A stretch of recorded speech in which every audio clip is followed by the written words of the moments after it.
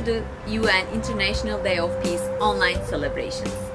As one of the oldest non-profit Turkish societies in Canada, since 1963, the Turkish-Canadian Society of BC has been committed to organizing inclusive arts and cultural events in collaborations with other organizations. This year, we are honored to be a member of the Assembly of Turkish-American Association, ATAA, UN Relations Committee. When we were given the option of leading the celebration for one of the UN special days, we chose World Peace Day because we know that arts and cultural activities can only be accomplished in a peaceful world. Hence, we are obligated to help, build, protect, and cherish peace in the first place. As many of you would recognize, we come from Anatolia. Anatolia is known to be the cradle of civilization, where many different ethnic groups, religions, and languages have been living together for thousands of years, and interacting for thousands of years too. This is where the richness of our culture comes from. With the events we organize, we hope to enrich the Canadian cultural mosaics as well and build more resourceful, vibrant, caring, harmonious, and peaceful society. We have prepared an agenda full of valuable speakers and participants for you. Before going to our first speaker, I would like to thank everyone who shared their valuable time and ideas with us today and contributed to the preparation of this special event. Now, I would like to introduce Mr. Mazlum Koşma, the President of Assembly of Turkish-American Associations, for the opening remarks. Greetings from the East Coast. Doğu yakasından merhabalar. My name is Mazlum Koşma. I am the President of the Assembly of Turkish-American Associations. The Assembly, also called ATAA, representing over 50 local chapters in the largest democratically elected, most influential grassroots umbrella organization for the Turkish-American community in the USA. The Assembly Board of Directors, representing 10 different geographical regions within the US, bring the voice of many Turkish Americans to the organization. This representation creating a network of communities and also empowers the Turkish American communities. Since 1979, the Assembly has managed to serve this purpose only through the volunteerism of its Board of Directors. I can list several ATA activities and projects as dealing with false accusations and distortion campaigns, holding national conferences, hosting community events, keeping our community informed, representing members, and educating decision makers in the US. ATA also honored to work with other Turkish organizations in North America, in this case, specifically, Turkish-Canadian Society. The Turkish-Canadian Society is registered non-profit charitable organization in British Columbia. The vision of the society is to help build a resourceful, caring community that embraces and supports all Canadians, and to take pride and ownership in its cultural roots by increasing the public's knowledge and appreciation of the arts, culture, language, history, and tradition of Turkey. With all volunteers and community support, since its foundation in 1963, the society has organized cultural events, participated in multicultural festivals, and collaborated with many organizations. One of the most recent collaboration is with the Assembly of Turkish-American Associations. The Turkish-Canadian Society is honored to be a member of the Assembly's United Nations Relations Committee. As an active member, the Society chose to lead the United Nations International Day of Peace online celebration this year. The day is observed on September 21st of every year, because living in peace is a basic human right for everybody. And as an arts and culture-oriented organization, the society wants to safeguard peace on earth for arts and culture to excel. The theme of this year's International Day of Peace is End Racism, Build Peace. With the hope of End Racism, Build Peace, I would like to thank all Turkish-Canadian Society board members and volunteers, distinguished speakers, and all participants of the event. I would like to conclude my remarks with the phrase from Mustafa Kemal Atatürk, the founding father of modern Turkey. Yurtta barış, dünyada barış. Peace at home, peace in the world. Thank you, Mr. Koshma. As very well said by Mustafa Kemal Atatürk, the founder of the modern Turkey, peace at home, peace in the world. As a culture and art association, we know that where there is no peace, it's not possible for art and cultural activities to exist and develop, to contribute to humanity and enrich it. Next in our program, I'm happy to announce Elizabeth May, who is not only a member of Parliament in Canada, but also has served as leader of Green Caucus for many years. She was instrumental in starting deliberations of many human rights and environmental issues in the Parliament. Mrs. May will share her ideas about peace and the societal and environmental cost of war with us. Hello. It's an honor to participate in this special event for the United Nations International Day of Peace. I want to begin by thanking the Turkish-Canadian Society of Vancouver for its leadership in promoting harmony, peace, multiculturalism, and in acknowledging that our society in Canada has been so enriched by the diaspora from Turkey.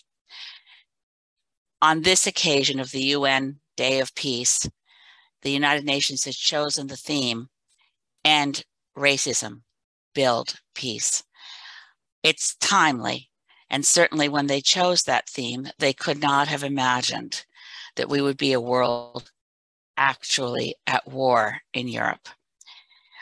Racism continues to be a driving force behind so much death and destruction around the world. I particularly think right now of the people of Tigray in Ethiopia, of the people of the Rohingya in Myanmar, formerly Burma. All around the world where you look at conflicts, you so often find at the heart of it racism. And we build peace, we have peace only when we work to build it. So peacemakers and peace builders, yes, must confront racism and end it, but also recall that when conflicts are resolved and peace deals take place, that's just the beginning of the work to build peace. Globally, we spend trillions on making war and tiny fractions of that amount in building peace. Building peace means that when a fragile peace deal has been achieved, the nations of the world should invest in supporting civil society, invest in protecting women's rights, invest. It takes work to build peace. We should have a Department of Peace in Canada, not just a Department of Defense. We need to invest constantly, continually in investing in a peaceful world. Yes, ending racism is part of it, for certain. But when you look at the war right now, Putin's invasion of Ukraine and war on Ukraine had a lot to do with territorial aggrandizement. And basically, they are the same peoples in terms of racially, Ukrainians, Russians, their family. But the war that Putin has launched to Ukraine has destabilized our assumptions about the world. We talked about a decade ago the end of history, that conflicts as we knew them were over, that we were entering an era of peace, and where the globalization of our economies would almost mean that we could never wage war. Those assumptions, those comfortable assumptions of a continually progressing move towards liberal democracies have been shaken to their core with the rise of fascism around the world, whether fascist-like policies from Bolsonaro in Brazil or from the increased populist so-called approach of people and political movements, even within our own North American societies in the US and Canada, shake us to our core. We need to protect peace, protect democracy, protect human rights, and end racism. To that list, we must also add additionally, we need to eliminate the threat of nuclear war. It's been a long time since the late Mikhail Gorbachev and Ronald Reagan said they wanted to end the nuclear arms race. It only took Donald Trump, successor to Ronald Reagan, and Vladimir Putin, successor to Mikhail Gorbachev, to say, we're going to reverse that. We are no longer interested in ending nuclear weapons. We're interested in nuclear proliferation. Right now, the world has a new treaty to prohibit nuclear weapons. Canada did not participate in the negotiation of that treaty. It now has enough countries that have ratified it that it has entered into force as a legally binding agreement. But no nations holding nuclear weapons have yet signed that agreement nor ratified it. But even more shockingly, Canada has refused to sign it or ratify it. So our hopes for peace have diminished in the period of time since we turned from the 20th century to the 21st century. The hopes for peace have diminished. The work for peace has been ignored. We also must add to the threats we face now the extreme weather events that will accelerate from our failure to act on the climate crisis. When we consider Putin's actions against Ukraine, it's very clear that Putin is using fossil fuels as part of his arsenal of trying to intimidate other nations around the world by cutting off access to Russian oil. This is an excellent time to say no to Russian oil. It's also a critical time to say no to any oil.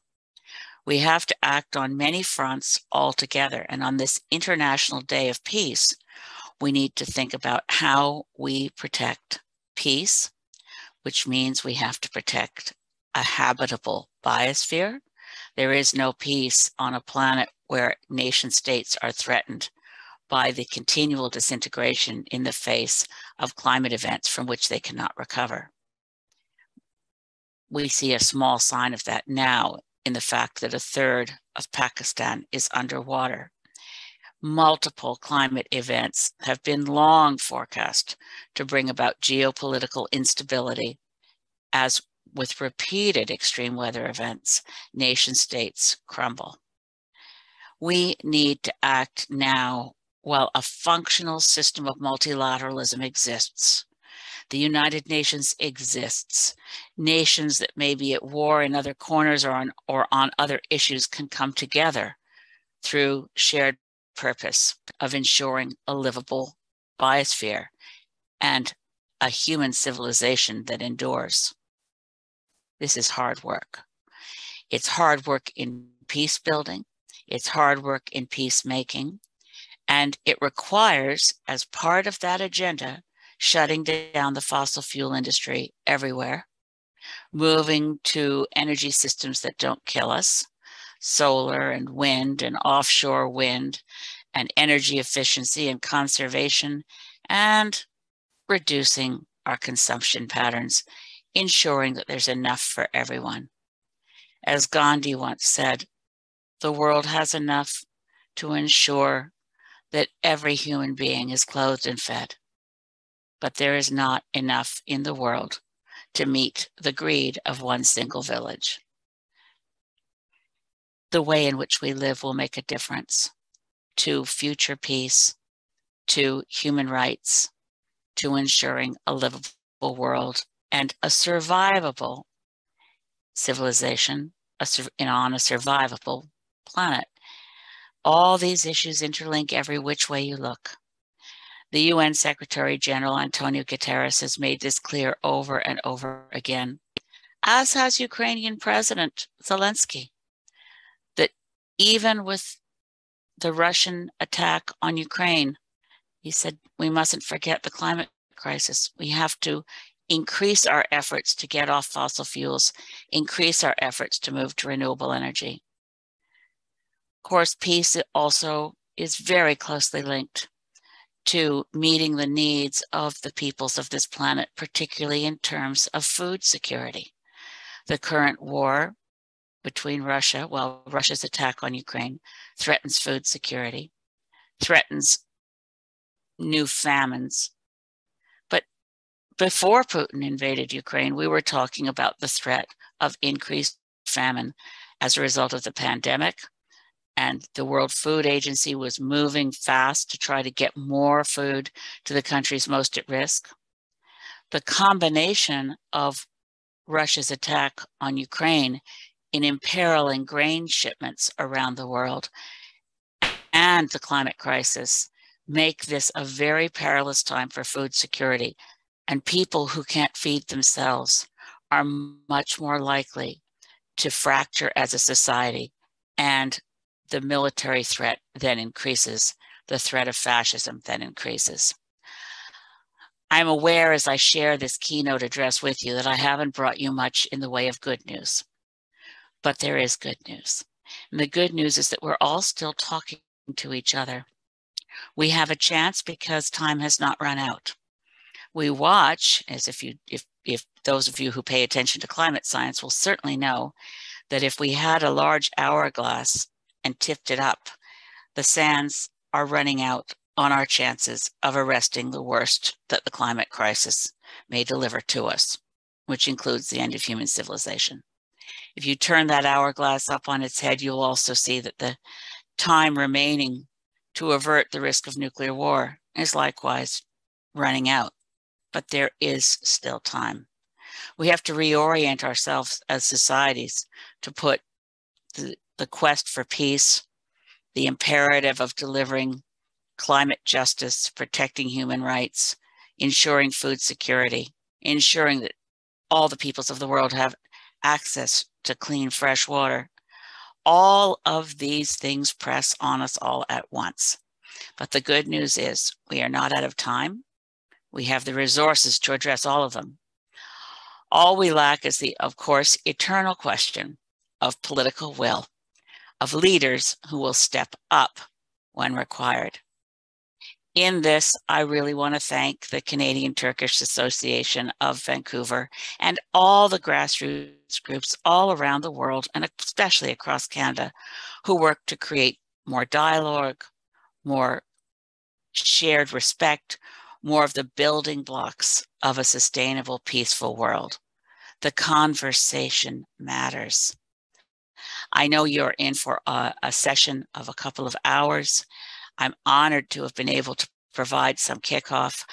I am confident that what will ensue is one of those many building blocks for peace that the world so desperately needs. I want to close with the words of the founder of modern Turkey, Mustafa Kemal Atatürk, who said, "We must build peace at home and peace in the world." That is our objective. That must remain our North Star that tells us what to do in every circumstance. We have to build peace. We have to protect our planet, and we have to love and take care of each other. Thank you. Thank you, Mrs. May. We hope you're enjoying our program so far. Peace is an interesting topic that everyone has different perspectives on. Let's go to the streets of Vancouver together and listen what we hear from the public about peace. After that, let's have to listen Dr. Lynn Aiden, who is a clinical psychologist and professor in the Department of Psychology at the University of British Columbia. Dr. Alden will share her thoughts on relationship between combat and mental health. What does peace mean to you? I would say security, Mm-hmm. like not having to be afraid for your life or anybody else's life around you. I would say that is like the main thing. And ease, Mm-hmm. you know, like not having to constantly worry about, you know, finding food, having enough money for food, housing, Yeah. studies, work, anything really. I guess people getting along, just harmony and respecting each other. For me, peace means like community and living in harmony, I guess. Yeah, I'm finding kind of peace within the community. Yeah, I would agree. Just to add on to that, like equal opportunity for everyone in society. Finding like people that you can trust and knowing that like you're okay to be yourself around. So.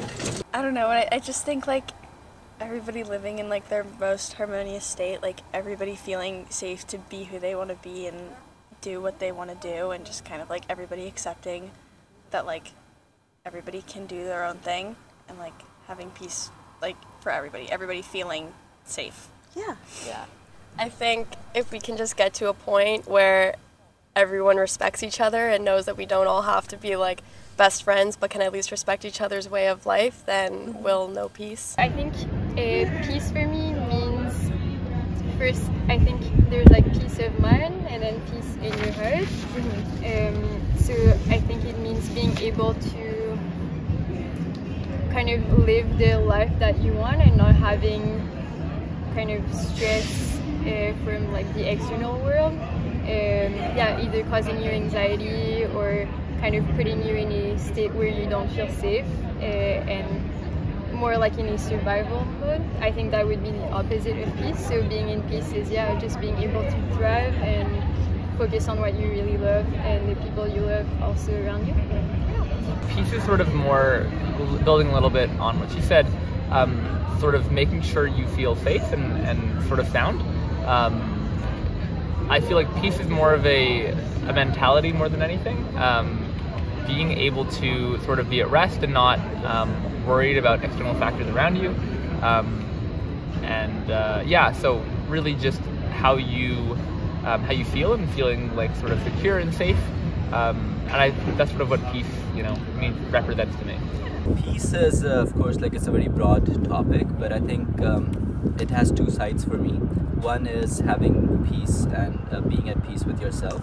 Just because if you if you're at peace with yourself, you're thinking in a certain way, your thoughts are aligned in a certain way. Only then can you be out in the society and be humble and more accepting to other people. And then on the other side, there's the world peace, which of course is in the hands of the leaders who control like the countries and the organizations that govern world peace. And a peaceful world would just be something where people are not scared of reaching out, asking for help. They have access to basic amenities and are just generally living a happy life. So I'll say where you can find peace. If you want to find peace, just look out with your family, spend many times with your family, and it will be good. You will find peace in your family, friends, and anywhere else. Do you think it's important to live in peace? And if so, why? I think it's a basic right to live in peace, to not have to worry all the time and to live in fear. I think I would count that as one of our basic human rights. Yeah, absolutely. Why? Because, I guess you wouldn't be meeting like the fundamental human needs of like, shelter and things like that. Because if we don't have a peaceful society, then you have problems with providing food, providing shelter in a safe way. I mean, it doesn't seem connected right away, but it can have those effects, right? I mean, we're seeing that right now with the war in Ukraine. I guess everyone deserves like the opportunity to feel comfortable in their lives. Yeah. And like at peace, I guess. I think like being respected, it's like so important to feel like a part of the community and stuff. I think it's also really good for like our evolution, and just moving forward. Yeah. I think in a society without peace, I don't know if we as a society can truly like reach full potential like happiness, like a collective happiness, and like love for one another and our environment and each other. I think if you're not in peace, either if it's like even internally or externally, then there's just so much pain and stress, and I think that as humans we deserve to live in peace. I think it's supposed to be our birthright, and we have such a huge potential of like creation and love and like enjoying your life. So I think that being in peace is like so key to be able to live that life that we all deserve. I mean, fairly similar, sort of about feeling safe in your society, like lets you create what you want to do and let you sort of what you want to do. And worrying about that, I feel like really hinders your ability to grow as a person and sort of as a society. So feeling at peace in a society is really feeling safe, and so that lets us grow as a community and as a society. So again, like right now we see that even though there are times when we think that the world is in a peaceful situation, but then suddenly there would be some sort of I don't know, occasions arising which would remind us of the harsh reality. So I think it needs to start again, as I mentioned before, that it needs to start with people realizing that peace comes from within, to be able to understand that their actions not only influence their lives but a lot of lives in this world. And with that understanding, I think there would be like, I can say that there would be less of those situations happening. Like we hear about bombings and like terrorist activities, or like racist activities taking place. But just understanding that like being humble and being more open to understanding where the other person is coming from, I think would help them realize that it's not that hard to just live in peace and harmony. I'd just stay in peace, have a joyful life. There is nothing in terrorism and nothing is in bombing stuff. Just make friends, make brothers, and peace.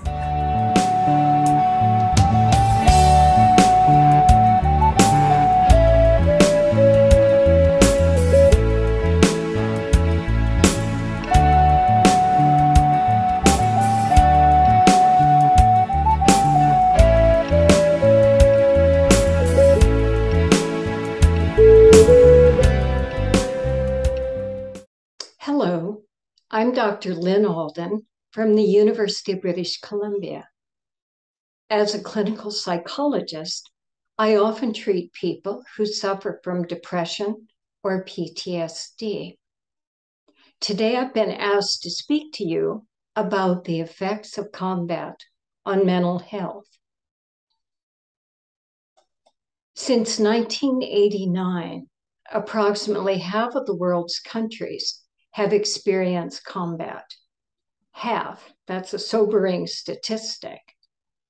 People exposed to combat are known to experience a substantial increase in various psychological problems, anxiety disorders of all sorts, depression, panic, and PTSD. We know that prevalence of mental health problems are greater with more exposure to combat, witnessing horrific events, and torture. Genocide is particularly traumatic. Genocide refers to the situation in which one culture or one country tries to wipe out another group entirely. Examples include the Nazi Holocaust targeting Jewish individuals. There are also examples in the Balkan Wars and in various African conflicts. Depression produces a number of dysfunctional changes in people's behavior. People who are depressed lose motivation. They withdraw even from their families and loved ones. and they engage in self-critical comments to themselves. They evaluate themselves negatively and sink into a pit of demoralization. PTSD is particularly pernicious. PTSD occurs when a trauma is not fully processed, but lives on in memory. The person who's traumatized alternates between unwanted, intrusive images of the traumatic event and avoidance or numbing, on the other hand, with the numbing resulting in a lack of emotions, where people say they can't feel even positive emotions, even love toward family and friends. Because trauma is still active in memory, the person experiences an ongoing sense of threat. They experience a lack of trust in the environment and a sense of helplessness. Trauma often results in the secondary emotion of shame. Shame is particularly common in men and women who've been sexually or physically assaulted. Most of the research on PTSD and other mental health problems has been done on combatants, on soldiers themselves. In North America, we find that up to 17% of military members, military personnel, suffer from PTSD that produces substantial impairment, and even more experience some symptoms of trauma. PTSD is associated with longer exposure to the combat setting, also with witnessing deaths of friends, members of the same battalion, and also with being involved in violence toward prisoners and civilians. Soldiers who engage in violence toward helpless populations can feel a sense of guilt and shame, a sense that this isn't really them. Civilians who reside in combat zones also have increased mental health problems. Studies indicate that adults who've been exposed to combat have up to a 23% increase in depression and a 24% increase in PTSD. Another particular difficulty is the violence against women increases in times of conflict. Sexual violence of all kinds, rape by military combatants, but also domestic violence by their partners. So violence of all sorts. PTSD has a number of physical effects. We know it's associated with decreased volume of the hippocampus, which is important for memory, and with possible changes in the stress system in the body, such that people become more sensitive to stress. In addition to the direct effects of combat, the effects of combat live on even after combat is over. Some of the effects continue to bother people. For example, during World War II, people who lived in a war zone had poorer health in later life. They had greater prevalence of diabetes and also clinical depression. Interestingly, they had lower levels of education, they were less likely to marry, and they were less satisfied with their lives. So you can see that people in combat zones suffer ongoing problems. When we turn to children, we see that up to 20% of children in armed conflict areas experience very adverse outcomes. Not only does this affect them in childhood, but it tends to continue into adulthood. Research on the general population shows that adults who experience adverse childhood events may have up to 12 times the risk of alcoholism, drug misuse, depression, and suicide attempts. They're also more likely to have physical health conditions, including heart disease, cancer, and various autoimmune disease. Sadly, living in a combat zone or in a refugee camp was associated with increased parental violence, both domestic violence, but also violence toward children. Parents who are under stress may act out against their children. And we find that the combination of maladaptive parenting, along with exposure to combat experiences, greatly increases the risk of depression and PTSD. Importantly, children who were fortunate enough to have warm, supportive parents or another supportive caregiver were significantly less likely to experience these conditions. That is, positive parenting, positive social relationships can buffer the effects of combat. Recently, there's been interest in the psychological effects of war, combat, carried on to even the children of people who've experienced combat. This is referred to as intergenerational transmission of stress or intergenerational transmission of trauma. For example, the children of Australian veterans were found to have a suicide rate 3 times that of the general community, even though they themselves had not experienced combat and weren't born until after the father returned. Some studies suggest there are elevated rates of PTSD in the offspring of Holocaust survivors, even those that weren't born during the war. Intergenerational transmission of stress is believed to occur through both biological and psychological pathways.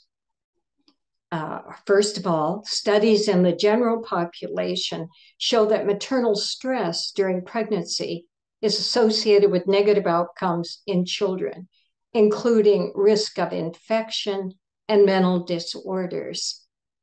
Some writers, notably Rachel Yehuda, has suggested that chronic stress in parents can produce changes in gene expression in children.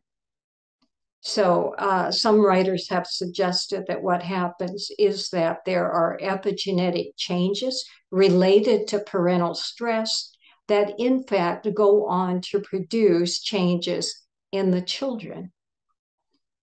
Secondly, there are social factors that contribute to transmission. Traumatized parents are less able to parent their children. Now, we know that children rely on their parents for a sense of security, for help, developing life skills, and their sense of identity. The numbness that arises from depression or PTSD can reduce the parent's ability to respond emotionally to their children. And that has been shown to have negative effects on the child. Added to this are the effects of poverty, which is increased by combat, the effects of disease, and family violence. In addition, parental PTSD is associated with negative beliefs, like you can't trust anyone and the world is a dangerous place. These beliefs can be transmitted to the children who come to fear the environment. These scientific findings should motivate all of us to work for peace and also to care for the victims of combat violence and their children. Thank you. Thank you, Dr. Alden. When we talk about peace, unfortunately, we have to talk about war as well. Now, we would like to introduce you to a Ukrainian family that is affected by the most recent war that is still affecting thousands of people. I would like to thank them for accepting to share their insights with us, and special thanks for Sibel Cesur to make this interview happen. So I woke up at 5 a.m. from hearing the sound of explosions. Of course, in the first minutes, it was hard to believe that war had begun. There was no information in the internet. And after realizing the situation, I woke everyone up and began to collect documents and necessary things. We started preparing a shelter. One day, our beautiful life turned into nightmare. Russia brought the horror of war to our beautiful Ukraine. Within a week, we married to my mother and grandmother, hid in a shelter, only going out when it's necessary.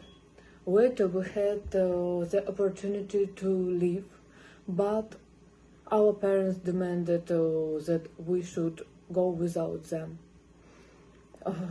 It was the most difficult decision in my life, and now we are here in Canada, but our hearts are there with our loved people.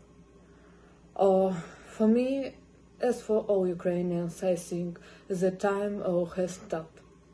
We all are frozen from the 21st of February and looking forward to a peaceful spring.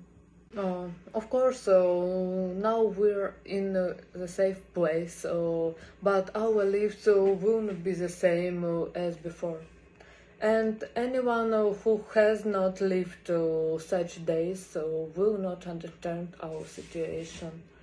When you're waking up and grabbing your phone to find out everything is good with your loved ones, or to worry when they don't answer your call for a long time, if there is a bombing of the city, to find out that we have lost someone, or to see how, I don't know, or to see in the news how Putin is destroying your country, etc. It's a terrible thing, of course.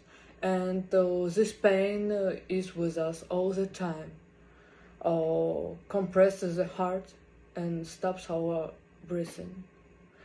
Of course, we are grateful to Canada for the warm welcome and support. Canada is a wonderful country, and of course, we sincerely hope that good will win and we can come back to our independent, beautiful and peaceful Ukraine. Thank you so much.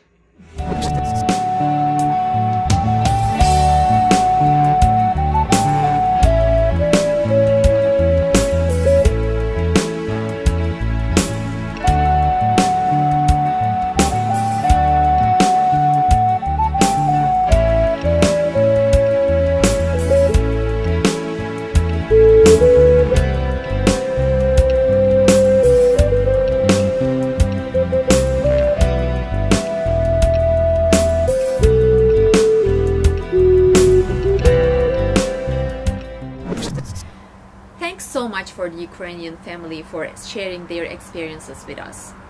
Now, I would like to take you back to our Vancouver streets to get more about peace on the streets. I would like to thank our friends Serra Uncu and Özde Sükan, who made these interviews happen. After the second part of interviews, we will listen to Dr. Şerif Onur Bahçecik, who is an associate professor in the Department of International Relations at Middle East Technical University, Ankara. Dr. Bahçecik will talk about International Court of Justice, The Hague. What do you think would be missing if a society didn't have peace? I'd say if there was no prospect of peace, I don't think a society could function at all. I fail to see why or how people would go on if there wasn't a prospect of peace. But then again, I also have always lived in peace. Yeah. I've never lived through a really big conflict. So maybe that is a privilege I have. Probably love for and respect for or maybe not respect, but appreciation for differences in people and things. I think like when there's peace, then you're more willing to push the envelope about what's acceptable, and I don't know, I think bring new ideas in. When there's no peace, it's hard to do that, probably. Definitely harmony. Yeah. Harmony and community. Happiness. Happiness. Yeah. Maybe some, like respect. If you guys touched on that. I think you could properly like learn and educate yourself. You're always in a stressful situation. Maybe when your next meal is, or are you going to be safe today or tonight? Yeah. What do you think is necessary for an ongoing state of peace in a society? I would say dialogue, which is easier said than done, and compromise. And then the willingness to work towards peace, but also the prospect of peace. Like if there is no prospect of it, if people don't have hope for peace, then how can you have peace? Yeah. Probably free speech, free markets. Those would be two main things, like just giving people the freedom, because I think people will go towards the right decisions if you provide those avenues for them, right? I think when you put too many constraints on people, that's when you have problems within a society. So I think just allowing different, like, you know, and that could be immigration as well, right? Like allowing different cultures to assimilate and not putting restrictions on those things. Yeah, I think all those ideas have an effect on peace. I think respect is like the first thing that comes to mind. Like we've said, like just having respect for one another and the way that other people live their lives. I don't really think that anybody can live peacefully if there's a lack of understanding and respect for one another. Yeah. I agree. Like I think respect is the #1 thing, and just the ability to love one another despite each other's differences, and also like love yourself and focus on yourself first, and not that way you're not focusing on putting negative energy onto anyone else's life. Hello everyone, my name is Onur Bahçecik and I'm working as an associate professor at Middle East Technical University in Ankara. I'd like to start my talk by thanking the Vancouver Turkish-Canadian Society for inviting me to talk about the International Court of Justice, which is one of the principal organs of the United Nations. It's an honor to be with you on this occasion. In my talk, I will first briefly introduce the court and then look into the promises states make when they become a member of the court, whether states comply with court decisions, and what happens if they don't. All in all, these will give us an idea about the role of court in the maintenance of international peace and security. As you may know, one of the main purposes of the United Nations is the maintenance of international peace and security. The United Nations has 3 formal methods to maintain peace. These are known as peace enforcement, peacekeeping, and pacific or peaceful settlement of disputes. In situations that constitute a threat to peace, such as a war or an armed conflict, the United Nations may decide to use force. This is called a peace enforcement mission, like the one we have seen after the Iraqi invasion of Kuwait in 1990. These kinds of missions do not happen frequently because they require the consent of great powers at the United Nations Security Council. A second method is called peacekeeping. This is when United Nations forces act as a buffer zone between warring parties. The Canadian diplomat Lester Pearson is seen as the father of peacekeeping, and you may remember that one of the longest peacekeeping missions of the United Nations is currently going on in Cyprus. The third model is what is known as peaceful settlement of disputes. These include several tools such as negotiation, inquiry, mediation, conciliation, arbitration, and judicial settlement. This final tool, judicial settlement, is the primary function of the International Court of Justice, also known as the World Court. The World Court is established along with the United Nations in 1945. The court gives legal judgments on disputes between states. Individuals or non-governmental organizations or corporations cannot apply to the court. It is only for states. The decisions of the court are binding, but it relies on the states for the enforcement of its decisions. The court has seen around 140 cases in its history. This is not much for an institution that is almost 80 years old. But it is remarkable that states comply with court decisions most of the time. This shows the legitimacy of the court and the significance government attached to being seen as legitimate actors in world politics. It also gives people hope for the ability of the court to contribute to bringing about peace. The court has 15 judges elected by the United Nations, and it takes its decisions with a majority. When states become part of the United Nations, they also become part of the International Court of Justice. And they accept the authority of the court. But just becoming a member of the United Nations does not mean that court can look into all the disputes between states. An extra step is necessary for the court to have a say or jurisdiction over disputes between states. For the court to have jurisdiction on disputes, states have to explicitly accept to be bound by the decisions of the court. So in the case of a dispute, if both parties accept the court's jurisdiction beforehand, then the court can look into their case. The court looks into legal disputes. This can be about an international treaty or any international obligation that states have. States can accept the jurisdiction of the court in 3 different ways. This can be on a case-by-case basis. That is, states may accept court jurisdiction only for a specific dispute, such as a disagreement over boundaries between 2 countries. Another way is when states accept a treaty and one of the articles of the treaty says that disputes about this treaty will be dealt by the International Court of Justice. The third way is known as prior declaration of consent. In this case, countries accept jurisdiction of the court in all legal disputes. Canada is one of the 73 countries that made this declaration.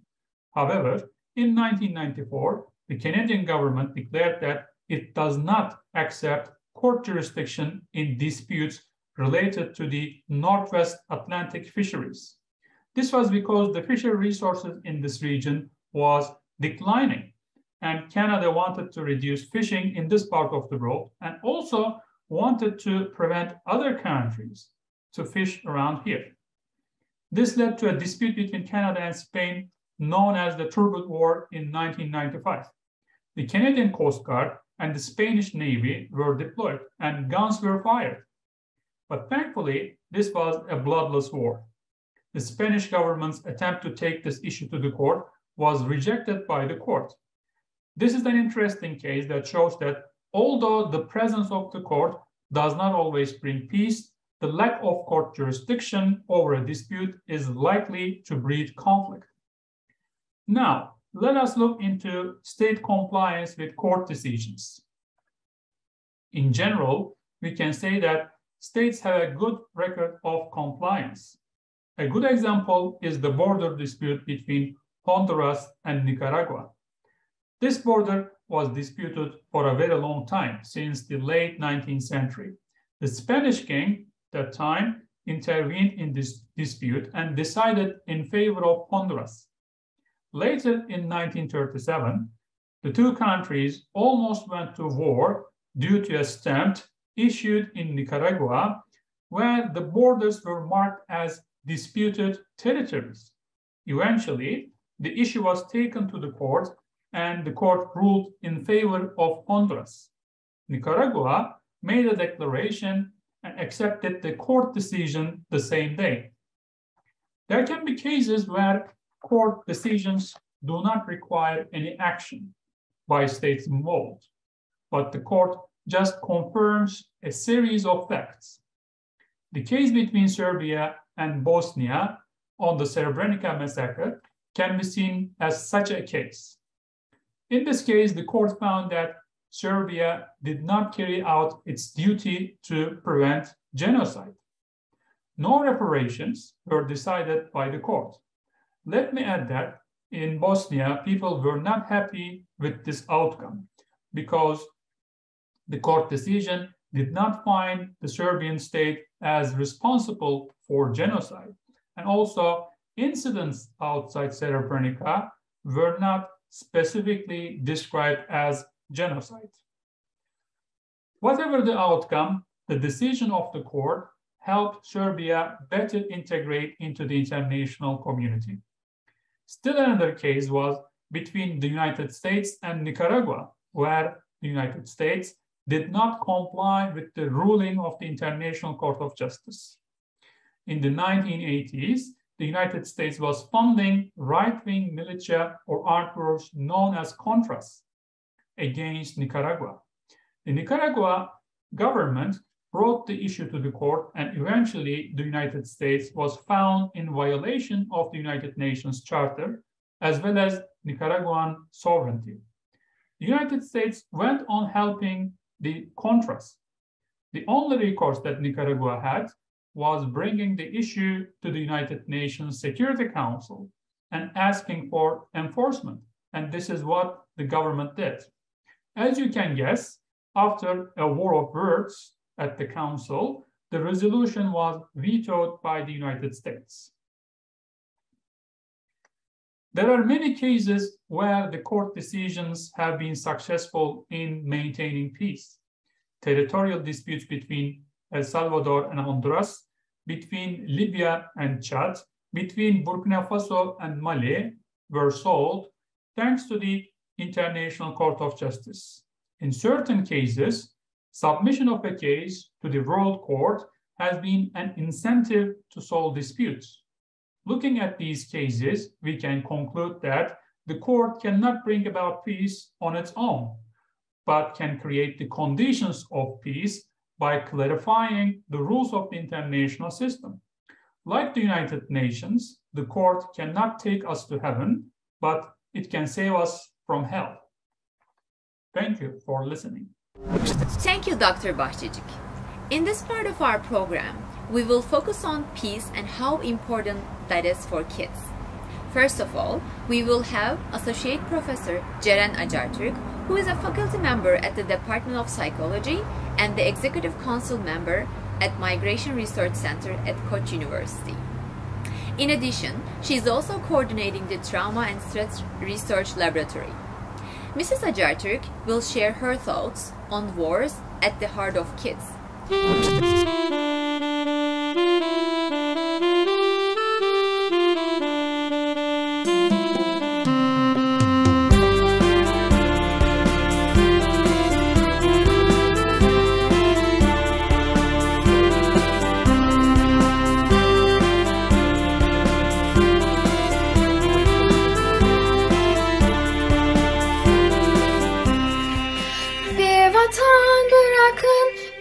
Çocuklara ıslanmış olmasın gözyaşlarıyla.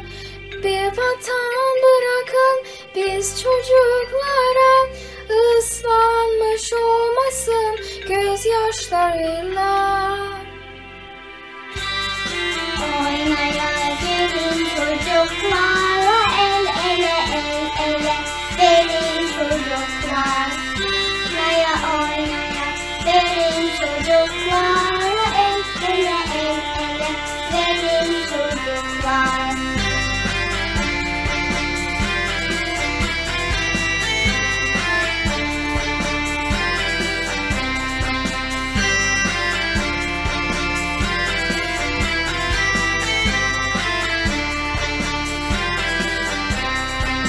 Bir bahçe bırakın biz çocuklara, göklerde yer açın uçurtmalara. Bir bahçe bırakın biz çocuklara, göklerde yer açın uçurtmalara. Oynaya oynaya gelin çocuklar, el ele el ele gelin çocuklar. Oynaya oynaya gelin çocuklar, el ele el ele gelin çocuklar.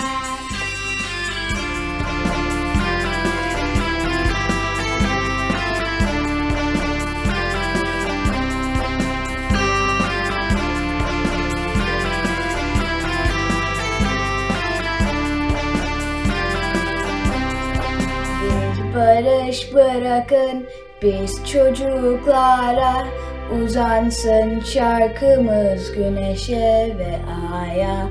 Bir barış bırakın biz çocuklara. Uzansın şarkımız güneşe ve aya. Oynaya oynaya gelin çocuklar, el ele el ele gelin çocuklar. Oynaya oynaya gelin çocuklar, el ele el ele gelin çocuklar.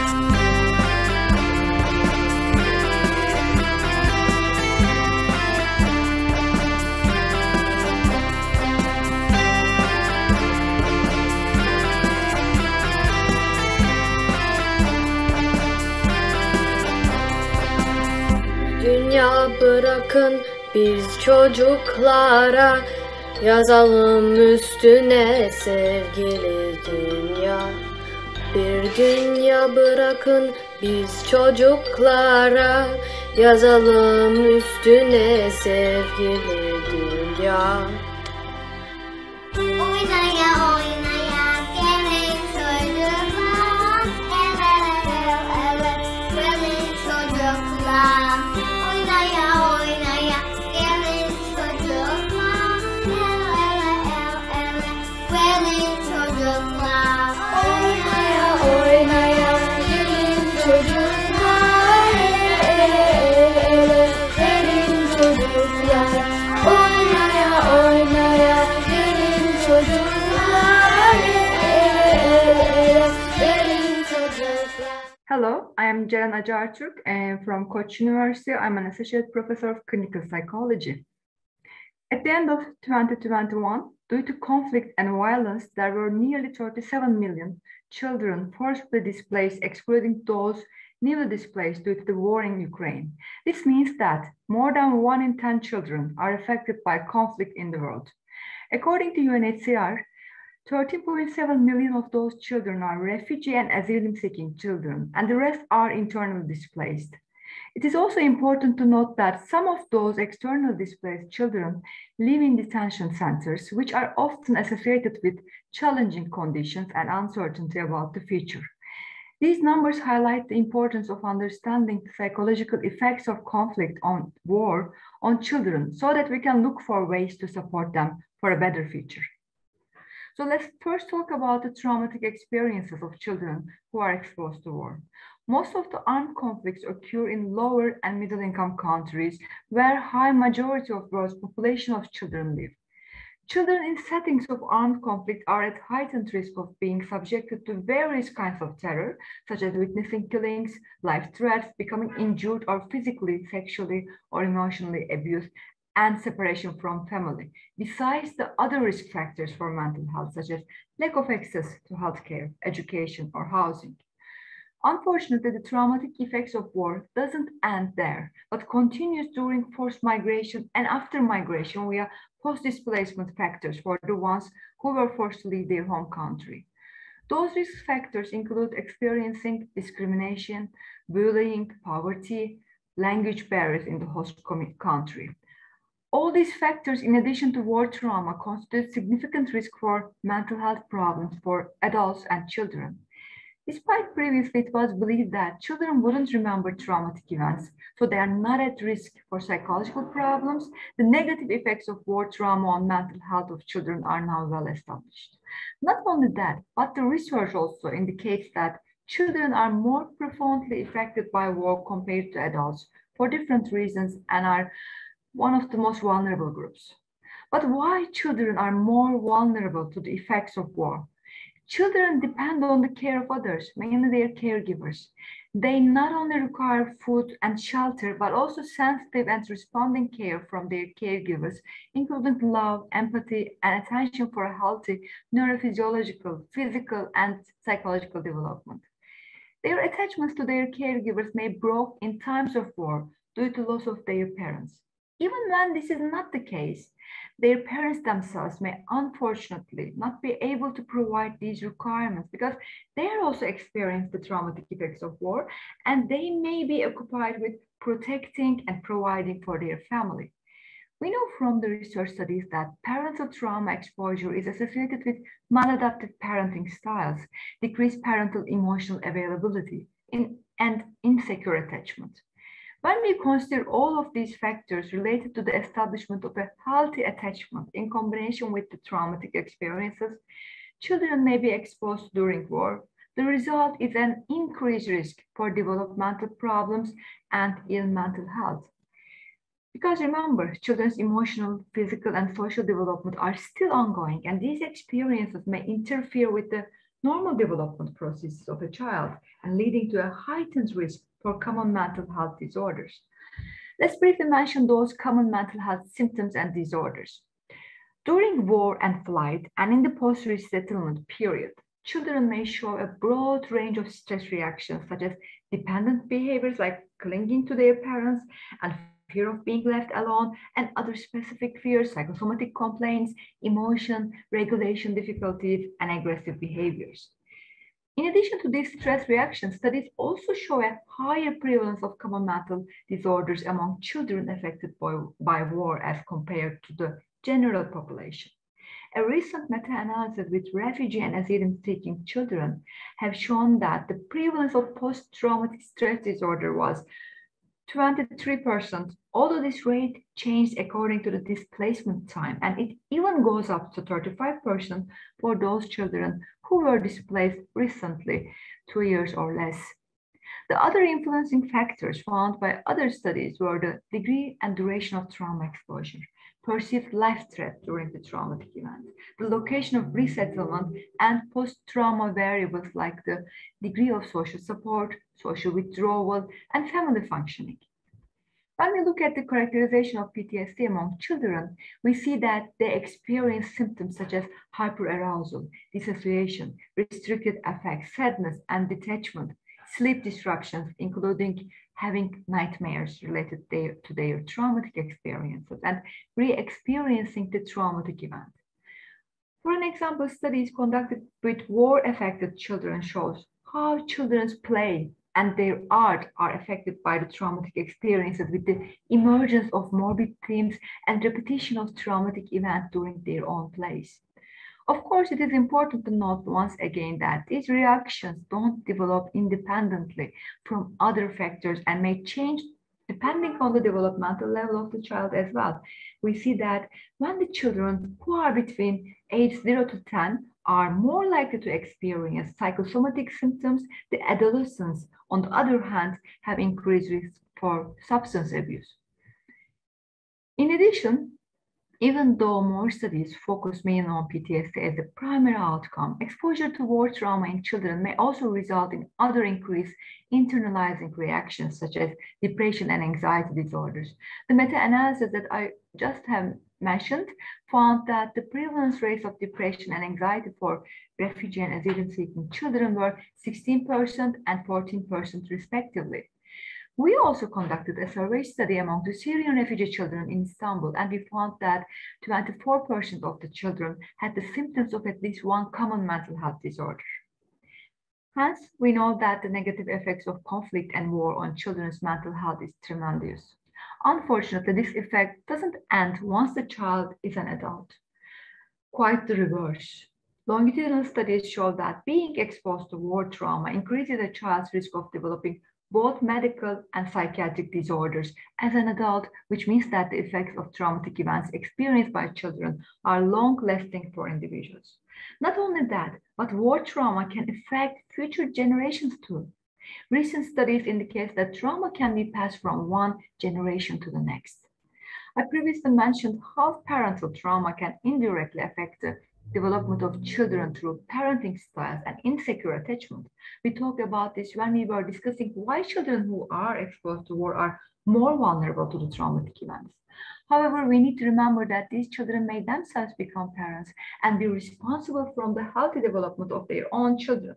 Since the effects of trauma are unfortunately long-lasting, this results with higher levels of second-generation mental health and behavioral problems. Nevertheless, parenting is not the only way the trauma passes to the next generation. Some studies show that how parents share their own traumatic experiences, how they communicate, explain, and give meaning to their own trauma will impact how their children will view and give meaning to other people and the world, actually. The recent research studies also showed that transmission of trauma doesn't only depend on environmental factors, but trauma may also be epigenetically transmitted to future generations.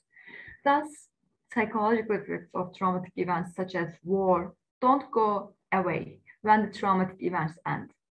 It continues unless we look for ways to support children. Maybe then we will be able to positively influence not only their future, but the future of next generations.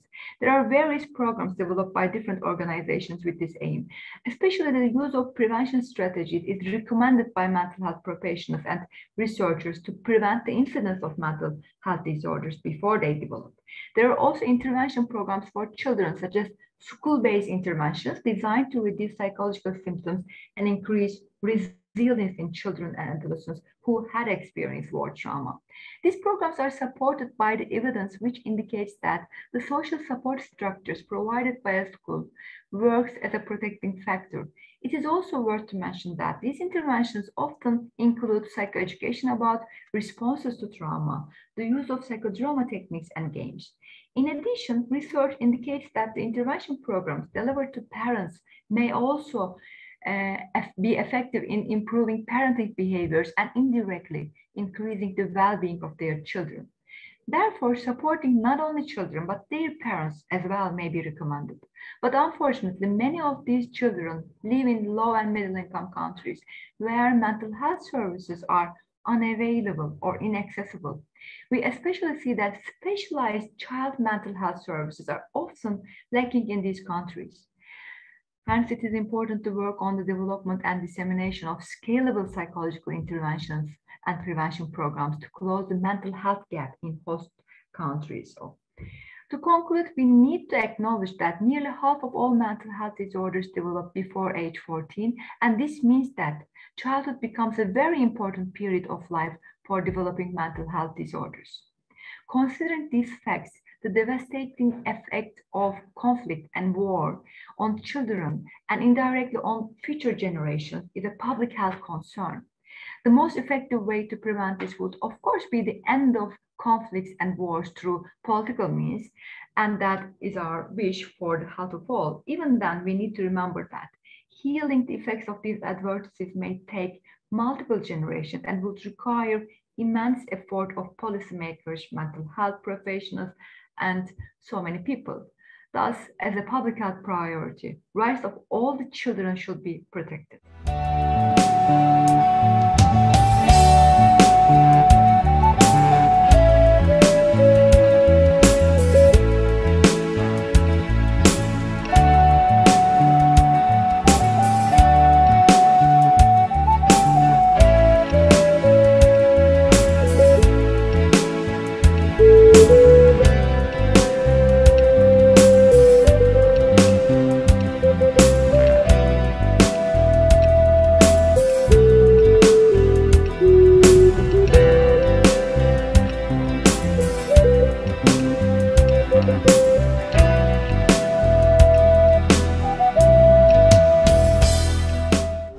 This brings us to the end of our program.